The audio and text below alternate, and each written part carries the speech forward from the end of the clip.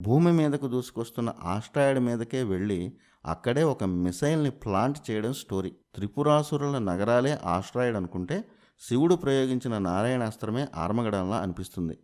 మొత్తానికి ఎగిరే నగరాలు అనే కాన్సెప్టే గ్రేట్ మిస్టరీ. ఇప్పుడిప్పుడే స్పేస్ షిప్పుల వరకు మన టెక్నాలజీ వెళ్తోంది.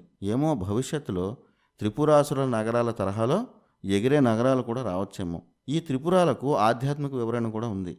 త్రిపురాలు మన మనసులో కూడా ఉంటాయని ఆధ్యాత్మికవేత్తలు అంటుంటారు. మనలో 3 రకాల శరీరాలు ఉంటాయి. అవి స్థూల శరీరం, సూక్ష్మ శరీరం, కారణ శరీరం. స్థూల శరీరం అంటే మనకు కనిపించే శరీరం. దాన్ని మాత్రమే మనం చూడగలం. మన శక్తి అంతవరకే.